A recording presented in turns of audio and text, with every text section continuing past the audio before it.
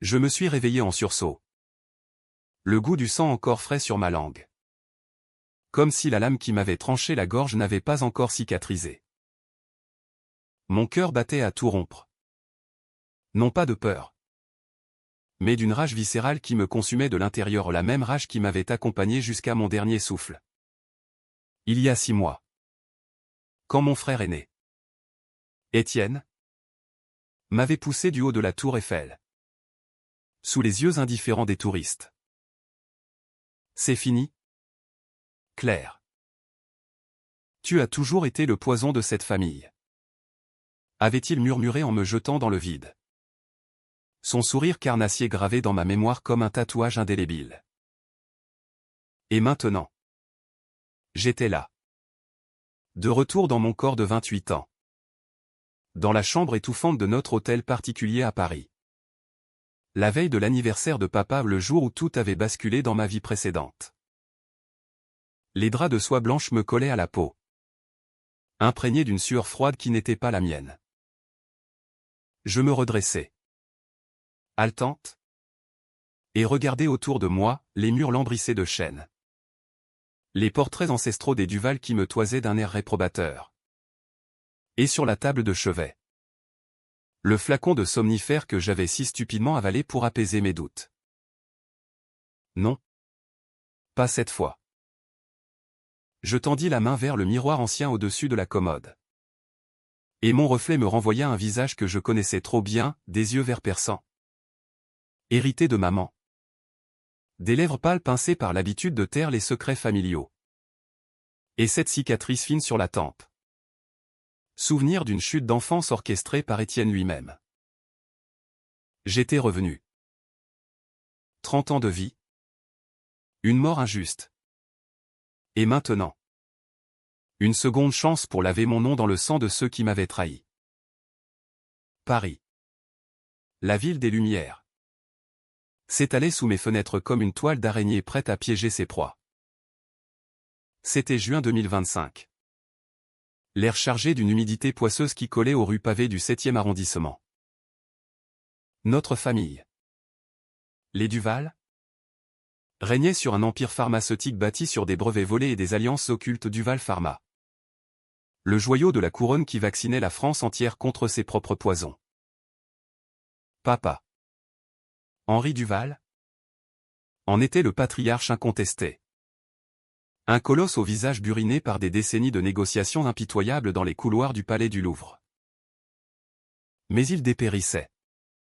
Empoisonné lentement par des doses de benzodiazépine cachées dans son café matinal. Dans ma vie précédente, j'avais été accusé d'être la coupable, la fille instable. La brebis galeuse qui haïssait son père pour avoir dilapidé l'héritage de maman en fêtes arrosées de champagne et de maîtresse. Étienne. L'aîné parfait. Le golden boy au costume sur mesure et au sourire télévisé. Avait tout manigancé. Il m'avait vu fouiller dans les dossiers. Découvrir les transferts illicites vers des comptes offshore. Et il avait retourné la preuve contre moi. Claire drogue papa pour l'héritage. Avait-il clamé lors de cette réunion familiale fatidique. Et papa, les yeux vitreux, avait hoché la tête en signant mon expulsion. Je me levai d'un bond. Les jambes tremblantes mais résolues. Le plan se dessinait déjà dans mon esprit. Clair comme le Seine au petit matin, infiltré. Manipuler. Détruire. Pas de pitié cette fois. J'enfilai une robe noire moulante. Celle que j'avais portée à l'enterrement de maman 10 ans plus tôt. Et descendis l'escalier en spirale vers la cuisine où les domestiques s'affairaient déjà pour le banquet d'anniversaire. Sophie, notre gouvernante fidèle depuis l'enfance, me salua d'un signe de tête.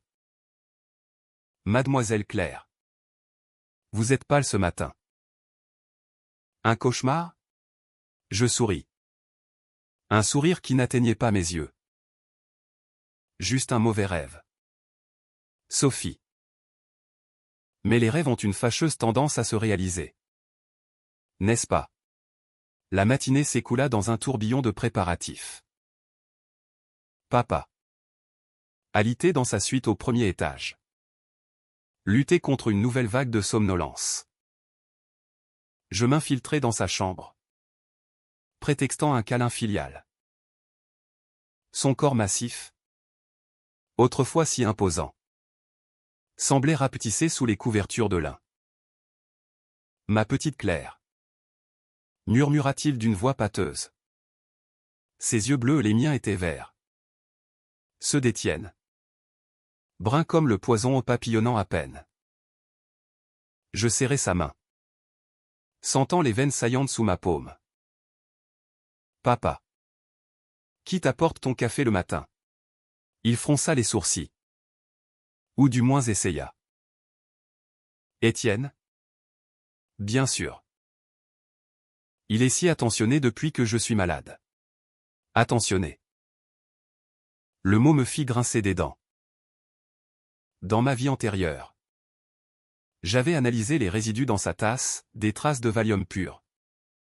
Indétectables sans spectromètre. Étienne, avec son accès au labo de Duval Pharma, avait tout sous la main. Je quittai la chambre. Le cœur serré mais l'esprit aiguisé. Il était temps de creuser. Le bureau de papa. Une forteresse de dossiers verrouillés et d'ordinateurs blindés m'attendait au rez-de-chaussée. J'avais le code 1406. La date de naissance de maman et personne ne le changerait avant des mois. À l'intérieur, l'air sentait le cuir et le tabac froid. Je m'assis à son fauteuil en acajou. Allumai l'écran. Et commençai à fouiller les fichiers cryptés. Des emails d'Étienne à un certain docteur Laurent Voss. Un pharmacien véreux de banlieue, augmenter la dose. Il faut qu'il signe avant l'anniversaire. Voss. Un pion dans l'échiquier d'Étienne, qui visait à racheter des parts minoritaires pour diluer l'héritage et s'emparer du contrôle total. Mais il y avait plus, un dossier sur moi. Falsifié. Avec des faux témoignages de voisins affirmant m'avoir vu acheter des pilules illégales. La trahison était un art chez Étienne, il peignait avec les mensonges comme un maître hollandais. Soudain, la porte s'ouvrit. Étienne entra. Impeccable dans son costume gris perle. Une tasse de café fumante à la main. Claire? Qu'est-ce que tu fais ici? Papa t'a-t-il appelé? Son ton était mielleux. Mais ses yeux bruns froids me transperçaient. Je refermai l'ordinateur d'un geste fluide. Feignant l'innocence. Juste curieuse. Grand frère. L'anniversaire approche. Et je veux m'assurer que tout est parfait. Il posa la tasse sur le bureau. Trop près de moi. Et je sentis l'odeur âcre du poison. Parfait? Comme toujours. D'ailleurs, j'ai une surprise pour ce soir. Une petite fête privée après le dîner. Son sourire s'élargit. Et je sus, c'était là qu'il avait prévu de me piéger. Comme avant. Me faire accuser devant les invités triés sur le volet aux politiciens. Investisseurs? La crème de Paris. Je hochai la tête, ravalant ma bile. J'ai hâte. Nous sortîmes ensemble. Et tandis qu'il s'éloignait vers les jardins, je glissai la tasse dans ma poche. Prélevant un échantillon avec un kit de test dissimulé dans ma robe, un gadget acheté en urgence la veille. Dans ma vie précédente. Positif. Bien sûr. La journée s'étira. Tendue comme un arc. Les livraisons arrivèrent, caviar de Gironde. Champagne d'Homme Pérignon. Et un gâteau monstre orné de 60 bougies. Les invités affluaient, la mairesse de Paris. Un député influent. Des actionnaires au sourire carnassier. Étienne Paradet. Roi autoproclamé. Pendant que je jouais mon rôle de fille prodigue. Observant chaque geste. Chaque regard complice. Le soir tomba. Paris s'illuminant de ses néons indifférents. Le banquet commença dans la salle à manger au lustre de cristal. Papa, soutenu par 2 infirmières, présidait la table, son toast maladroit accueillant les rires forcés. Je m'assis à sa droite, Étienne à sa gauche. Nos regards se croisant comme des épées. À la santé de papa, lança-t-il, levant son verre. Tous burent. Sauf moi. Et quand le dessert arriva, je vis le serveur, un homme de main d'Étienne, verser discrètement une poudre dans la part de papa. Le moment était venu. Mais pas encore. Pas avant d'avoir retourné le couteau dans la plaie. La nuit de l'anniversaire s'annonçait comme un théâtre d'ombre, où chaque invité était un acteur dans la pièce macabre qu'Étienne avait écrite pour nous.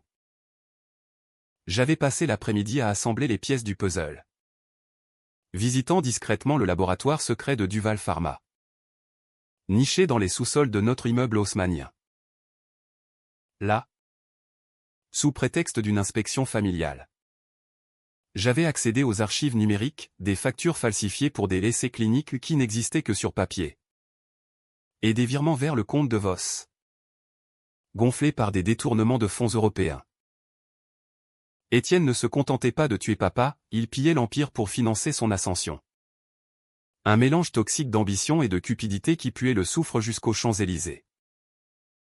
Assise à table, je sentais le poids de ses découvertes comme un corset trop serré. La mairesse. Une femme aux lèvres siliconées et aux ambitions électorales voraces. Complimentait Étienne sur ses innovations en santé publique. Votre frère est un visionnaire. Claire, me glissa-t-elle, ignorant que sa vision incluait empoisonner le fondateur pour rafler la mise. Je hochai la tête, sirotant mon eau gazeuse, tandis que papa luttait pour couper son gâteau. La lame du couteau tremblait dans sa main arthritique. Et quand il porta une bouchée à ses lèvres, je retins mon souffle. Non. Pas ce soir. Pas avant que je n'ai semé le doute.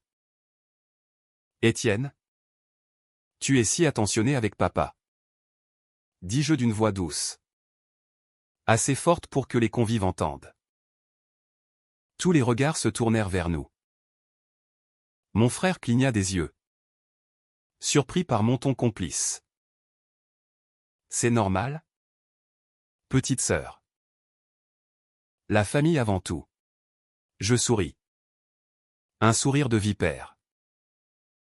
Absolument. C'est pour ça que j'ai apporté un petit cadeau pour papa, un bilan médical complet, fait par un spécialiste indépendant.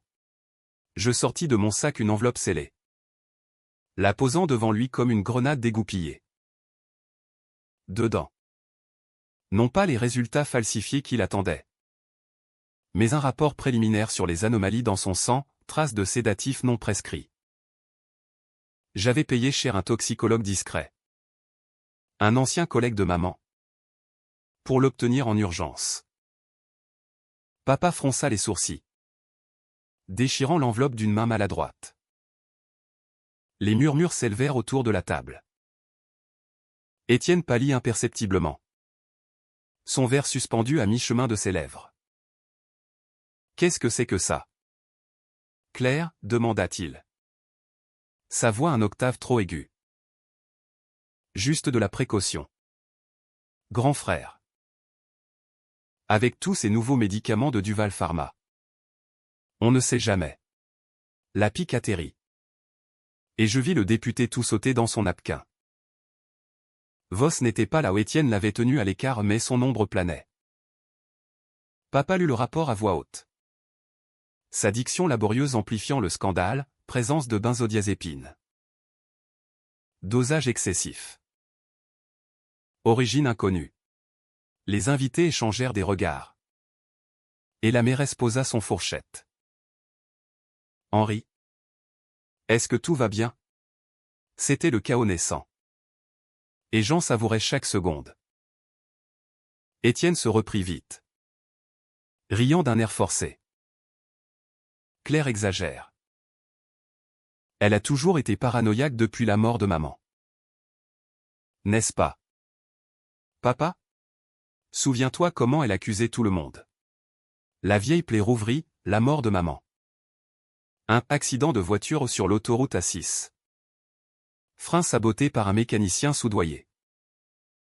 J'avais soupçonné Étienne même alors. Mais papa l'avait étouffé, préférant la paix familiale à la vérité.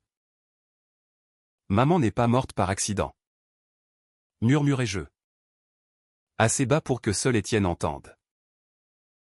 Ses yeux s'écarquillèrent. Un éclair de panique pure.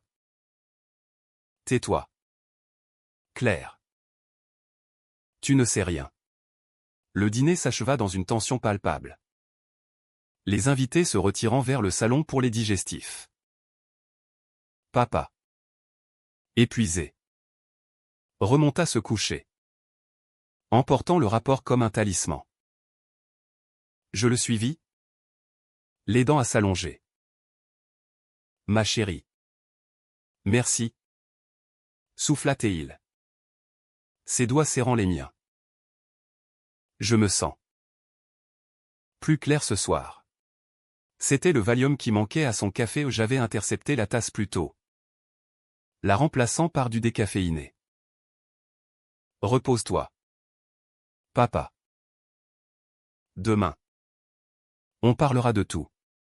Il s'endormit paisiblement. Et je sortis, verrouillant la porte derrière moi. Dehors, dans le jardin aux rosiers émondés, Étienne m'attendait, cigarette à la main, le visage tordu par la fureur contenue.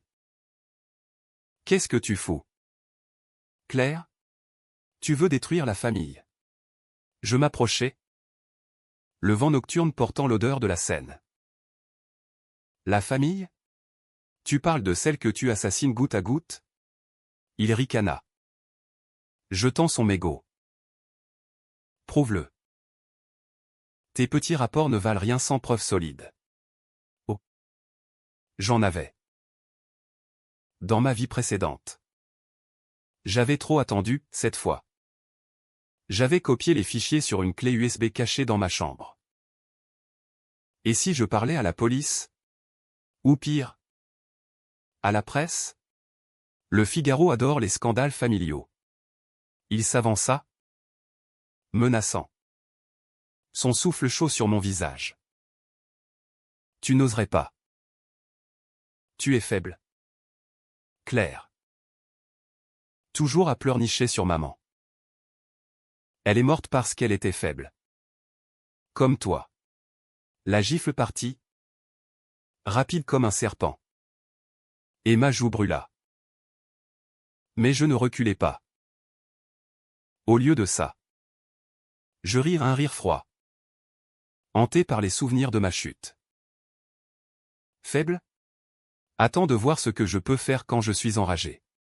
Il me saisit le bras, me plaquant contre le mur de pierre. Fais tes valises demain matin. Je te vire de la maison. Papa signera. Tu verras. C'était le moment pivot. Identique à ma vie d'avant. Mais cette fois, je ne suppliais pas. Je murmurais, c'est toi qui devrais faire tes valises. Étienne. Parce que je sais pour Voss. Et pour la voiture de maman. Il me lâcha comme si j'étais brûlante, reculant dans l'ombre. Mentira pas. Tu bluffes. Mais son tremblement le trahissait. Je rentrai, le laissant mariner dans son jus. La nuit fut courte, je passai des heures à contacter des alliés oubliés, un journaliste d'investigation chez Le Monde. Une avocate spécialisée en fraude fiscale. À l'aube, alors que Paris s'éveillait sous un ciel plombé, je descendis pour le petit déjeuner. Papa était là. Revigoré. Lisant le journal. Claire? Ce rapport. Il faut enquêter. Étienne entra. Les traits tirés.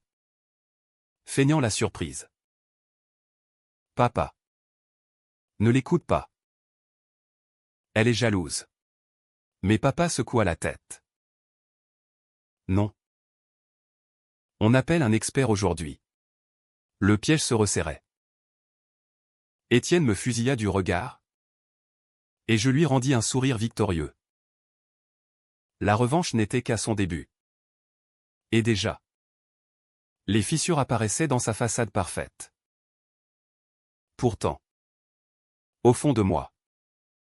Un doute persistait, et si le poison était plus profond? Voss n'était qu'un exécutant, qui tirait vraiment les ficelles? Un appel anonyme sur mon portable. Un numéro masqué, Mademoiselle Duval? Si vous voulez la vérité sur votre frère. Rencontrez-moi au Pont des Arts à midi. La voix était rauque. Familière. Voss?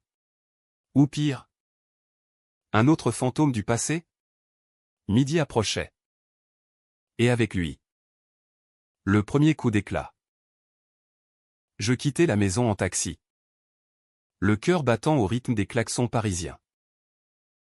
Le Pont des Arts. Avec ses cadenas d'amour rouillés. Symbolisait tout ce que notre famille avait perdu, l'illusion de liens indestructibles. L'homme qui m'attendait était tassé contre la rambarde. Chapeau melon et par-dessus gris. Voss. Mademoiselle. Votre frère me tuera s'il sait que je parle. Je m'approchai. Voix basse. Parlez. Ou c'est moi qui vous enterre. Il avala sa salive. Jetant des regards furtifs aux touristes. Étienne ne drogue pas seulement votre père. Il a tué votre mère. J'ai les preuves. Les freins. C'était moi. Sur ses ordres. Mais il y a plus, il prépare un coup pour l'Assemblée des actionnaires la semaine prochaine. Il veut liquider Duval Pharma. Tout revendre à un cartel chinois. Le monde vacilla. Maman. Pas un accident. Mais un meurtre froid. Et maintenant. Papa en ligne de mire pour le même sort. Voss me tendit une enveloppe jaunie, photo. Facture. Un enregistrement audio où Étienne ordonnait, fais la terre pour de bon. Ma main tremblait en la prenant. Pourquoi me dire ça maintenant? Il haussa les épaules. Parce que vous êtes revenu. Et vous n'êtes plus la même. Revenu? Comment savait-il? Un frisson me parcourut. Était-ce possible qu'il... Non. Je serrai l'enveloppe contre moi. Merci. Voss. Disparaissez. Je m'occupe du reste. Les révélations de Voss résonnaient en moi comme un glas funèbre tandis que je regagnais l'hôtel particulier. L'enveloppe brûlante contre ma poitrine. Paris. Avec ses boulevards haussmanniens et ses cafés bondés. Semblait soudain un labyrinthe de trahison. Où chaque passant pouvait être un espion d'Étienne. J'avais toujours su que mon frère était un serpent. Mais ça? Un matricide calculé pour consolider son pouvoir. Suivi d'un parricide en gestation? La rage qui m'avait ramené à la vie bouillonnait. Se muant un plan machiavélique, non seulement le démasquer, mais le briser. Le faire ramper dans la boue des tribunaux et des tabloïds. De retour à la maison. L'atmosphère était électrique. Papa. Assis dans le salon aux meubles Louis XV. Consultait un médecin privé que j'avais recommandé à un ancien rival d'Étienne au CNRS. Incorruptible. Les analyses confirment empoisonnement chronique. Annonça le docteur Moreau d'une voix grave. Ses lunettes cerclées d'or reflétant la lumière tamisée. Étienne. Debout près de la cheminée. Blêmi. C'est absurde. Papa. Tu sais que je... Papa leva une main tremblante. Silence? Fiston. Claire avait raison. Quelqu'un nous trahit. Les mots tombèrent comme une sentence. Et je vis Étienne me lancer un regard assassin, promettant 1000 morts. Je saisis l'occasion, sortant l'enveloppe de Voss. Papa. Il y a plus. Sur maman. Sa respiration se coupa. Je déversai tout, les photos des freins sabotés. L'enregistrement où la voix d'Étienne ordonnait l'irréparable. Il voulait l'héritage. Papa. Et maintenant? C'est toi.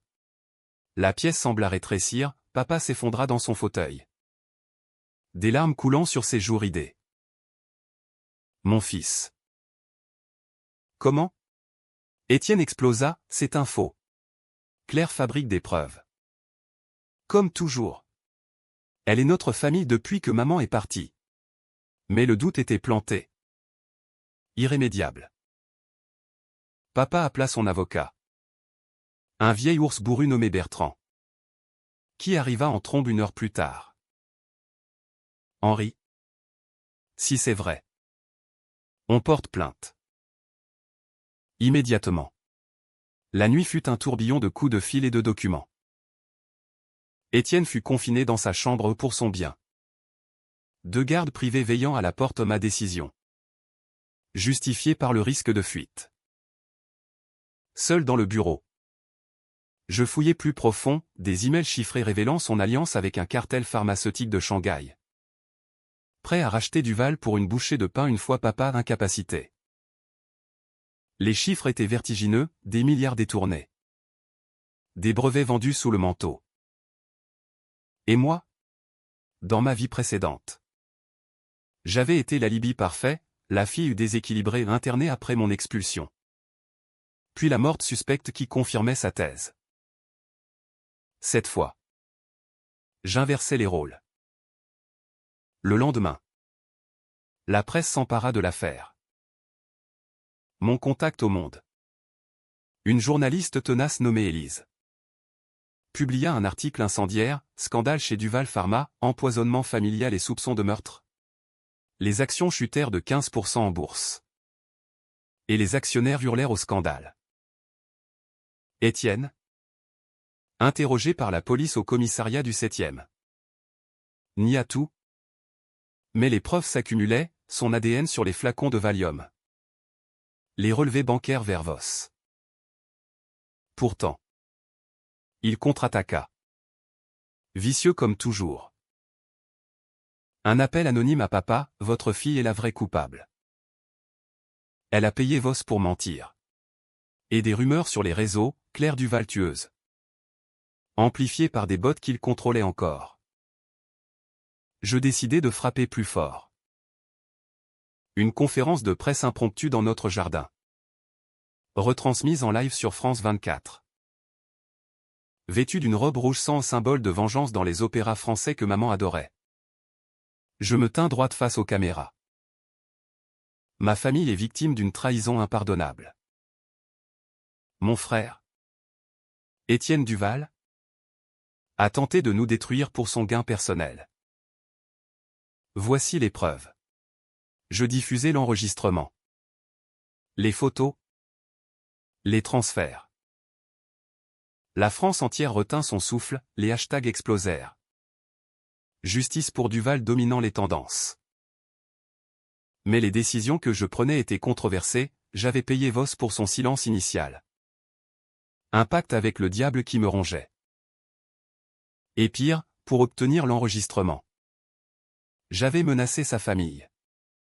Un chantage qui me faisait vomir la nuit. Papa. Revitalisé par un traitement de chélation. Me serra dans ses bras après la conférence. Tu es mon salut. Claire.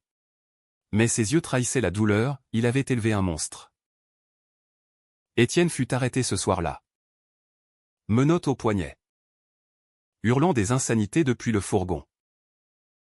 C'est elle. Elle est folle. Pourtant. Au tribunal.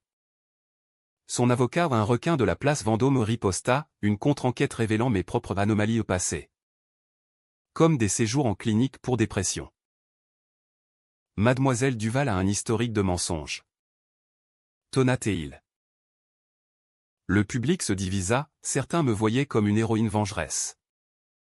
D'autres comme une hystérique manipulatrice. Les féministes m'acclamaient pour briser le patriarcat familial, les conservateurs me lapidaient pour salir un nom illustre. La tension culmina lors d'une audience préliminaire. Étienne, en costume impeccable malgré la cellule, me fixa depuis le banc des accusés. Tu paieras. Claire. Pour maman? Pour papa. Pour tout. Mais c'était son bluff, Voss témoigna contre lui. Terrifié mais libéré par mon immunité accordée. Le juge ordonna une expertise psychiatrique pour Étienne. Mais aussi pour moi. Sur insistance de l'avocat. Avez-vous déjà eu des visions? Mademoiselle Duval, me demanda le psy en privé. Un homme aux manières freudiennes. Je faillis craquer. Avouer ma résurrection. Au lieu de ça. Je mentis, juste des cauchemars. Mais le doute s'insinuait, et si ma seconde chance n'était qu'une hallucination. Un délire de mourante? La semaine passa dans un brouillard de dépositions et de flashs. Duval Pharma vacillait. Mais papa nomma un intérim, moi. Tu gères? Claire. Montre-leur de quoi tu es capable. Mes premières décisions furent radicales, licenciement massif des complices d'Étienne. Partenariat avec des ONG pour nettoyer l'image. Controversé? Absolument. Des emplois perdus. Des familles ruinées mais nécessaires pour survivre. Et au milieu de ça. Un twist inattendu, un test ADN sur les résidus de poison révéla. Du sang de maman dans les flacons. Non. Impossible. Elle était morte depuis 10 ans. Était-ce une erreur? Ou pire? Une preuve qu'Étienne avait gardé un trophée macabre? La nuit avant le procès. Je reçus un colis anonyme, une photo de moi. Enfant? Avec Étienne. Et au dos, il n'est pas le seul coupable. Mon sang se glaça. Papa? Non. Quelqu'un d'autre dans l'ombre. Le procès d'Étienne s'ouvrit sous un ciel de Paris automnal. Gris comme les remords non avoués. La salle du tribunal de l'île de la Cité, avec ses boiseries sombres et ses portraits de juges austères. Puait la sueur de la trahison. J'étais assise au premier rang. Flanqué de papa, amaigri mais droit. Un lion blessé et de Bertrand. Notre avocat. Qui mâchonnait son cigare éteint. Étienne. En face. Arborait un air de martyr. Ses menottes dissimulées sous un costume bespoke. La presse grouillait dehors. Le fratricide de la pharma titrant Libération en une. Mais moi. Je bouillonnais intérieurement, le colis anonyme hantait mes nuits. Une énigme qui fissurait mon plan de revanche. Les témoignages défilèrent comme un cortège funèbre. Voss, suant sous les néons, confirma tout, les ordres pour les freins. Les doses de Valium. Les pots de vin chinois.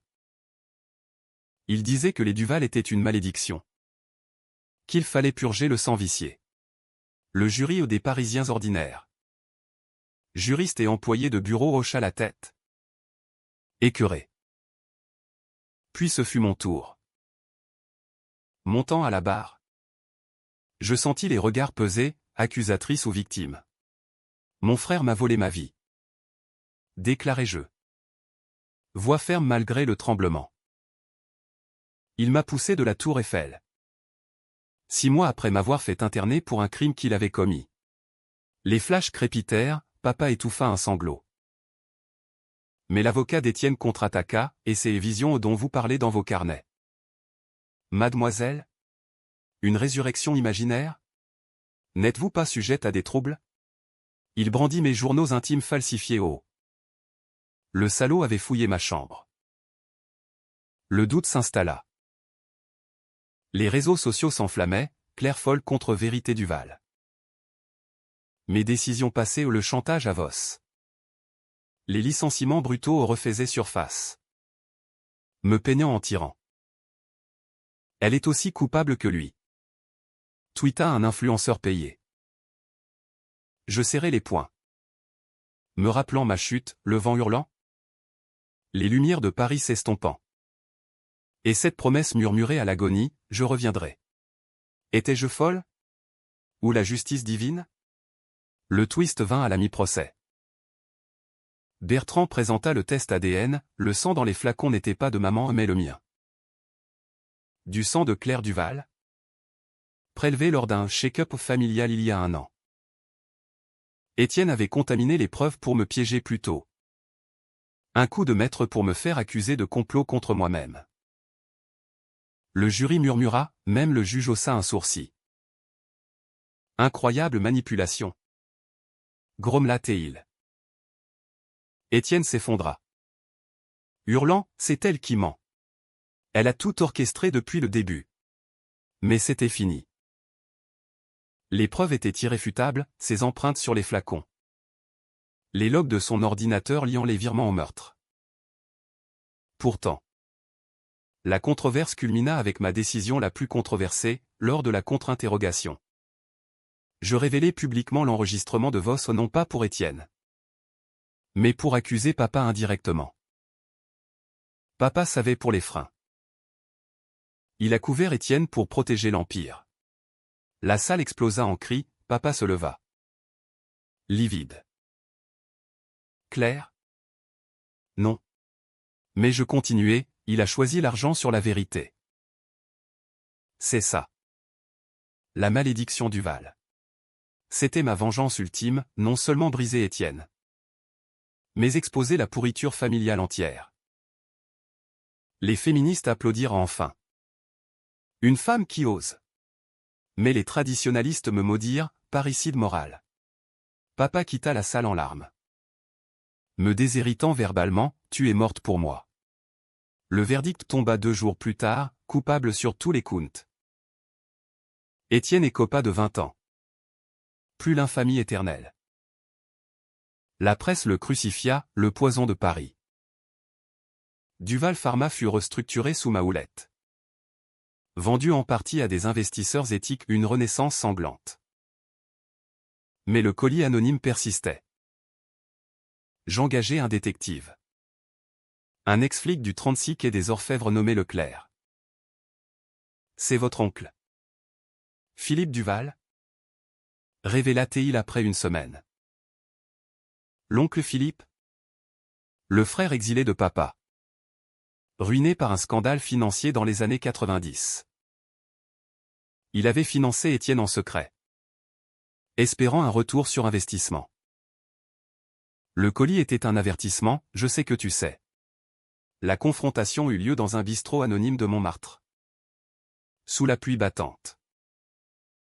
Philippe vieillit prématurément. Leva son verre de pastis. Bravo. Nièce. Tu as ruiné ton frère. Et ton père. Mais moi? Je m'en moque. J'ai eu ma part. Je sortis un pistolet illégal. Acheté au black dans la banlieue et le pressai contre sa tempe. Pourquoi? Il rit. Amer. Parce que ton grand-père nous a volés à tous. Étienne était mon pion, toi. Une variable imprévue. La décision, le tuer? Ou le livrer? Mon doigt trembla sur la détente. La vengeance m'avait changé, j'étais devenu le monstre que je haïssais. Je tirai non pas sur lui, mais dans le mur. Un avertissement. Disparaît. Oncle. Ou je te traîne au procès avec Étienne. Il s'enfuit dans la nuit. Et je rentrai. Vidé. Papa m'appela ce soir-là, reviens. On reconstruit. Mais le mal était fait, notre lien. Empoisonné à jamais. Les mois suivants furent un purgatoire doré. Duval Pharma renaquit de ses cendres. Rebaptisé Nova Santé. Avec moi à sa tête une ironie cruelle? La fille folle régnant sur l'empire qu'elle avait failli détruire. Paris m'acclamait comme une icône, couverture de elle. Interview sur CNews où je parlais de résilience féminine et de justice familiale. Mais la nuit, seul dans l'appartement que j'avais acheté rue de Rivoli, les fantômes me hantaient. Étienne, en cellule à Fresnes, m'envoyait des lettres venimeuses, tu n'as rien gagné. Claire. Le sang Duval est maudit. Et papa. Distant. Refusant mes invitations à dîner. Un mur de silence entre nous. Ma victoire était pyrrhique, la revanche avait creusé un vide que rien ne comblait. Le twist final surgit comme un coup de théâtre de Racine. Un appel de l'hôpital Cochin, papa. Empoisonné à nouveau. Pas par Étienne, il croupissait en prison à mes parts. Moi? Non. Les analyses montraient des traces de digitaline. Un extrait de digital pourpre. Un poison subtil que seul un expert connaissait. Et les empreintes? Les miennes. Impossible. Quelqu'un m'avait piégé. Utilisant mon propre kit de test contre moi. Leclerc. Mon détective. Creusa, c'était Sophie. La gouvernante fidèle. Depuis des décennies. Elle servait au nom les Duval? Mais l'oncle Philippe. Votre mère l'a renvoyé jadis pour vol. Avoua-t-elle sous interrogation. Les menottes cliquetant. Philippe m'a promis la fortune si je finissais le travail. Elle avait saboté le café de papa ce matin-là. Imitant mon style pour me faire accuser. Le dernier pion du échiquier familial. Le procès de Sophie fut bref. Un épilogue amer. Elle écopa de 15 ans. Pleurant, c'était pour l'amour. De l'argent. Papa. Sauvé in extremis par une transfusion. Me convoqua enfin. Dans sa chambre d'hôpital. Entouré de machines bipantes. Il tendit la main. Claire? Pardonne-moi. J'ai fermé les yeux trop longtemps. Les larmes coulèrent. Chaude et libératrice. Et moi? Papa. J'ai été trop cruel. Nous parlâmes des heures, de maman. Des regrets. Des mensonges qui nous avaient tous rongés. Il signa les papiers, Nova Santé serait partagée équitablement. Avec une fondation pour les victimes d'empoisonnements familiaux au Mont-Lègue. Une rédemption. Mais la vraie fin vint avec Étienne. Lors d'une visite en prison. Autorisée par un juge compatissant. Je le confrontai dans la salle aux vitres blindées. Il était brisé, cheveux grisonnants. Yeux creux. Pourquoi? Claire? Pourquoi ne pas m'avoir tué? Je le regardais. Sans haine pour la première fois. Parce que la mort est trop facile. Vis avec ça.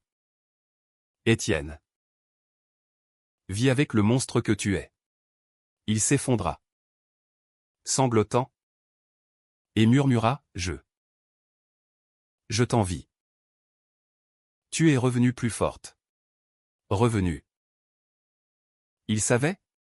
Un secret partagé dans le regard, peut-être avait-il soupçonné ma résurrection.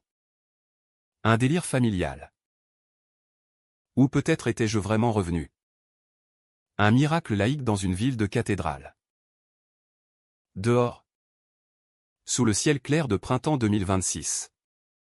Je marchais le long de la Seine. Les cadenas du pont des Arts scintillant au soleil. La vengeance m'avait consumé. Mais elle m'avait aussi guéri. J'étais Claire Duval. Survivante. Pas victime. Papa guéri, l'oncle Philippe disparu en Suisse. Traqué par Interpol. Et moi? Je fondais une ligne de thérapie pour familles brisées. Transformant le poison en remède. Fin heureuse? Pas tout à fait, les cicatrices persistent. Et parfois. La nuit. Je sens encore le vent de la tour Eiffel. Mais je vis? Vraiment? Pour la première fois. Paris. Éternel et impitoyable. Continua son ballet. Et moi? Au milieu. Je dansais ma propre valse, vengeresse. Fille. Femme libre.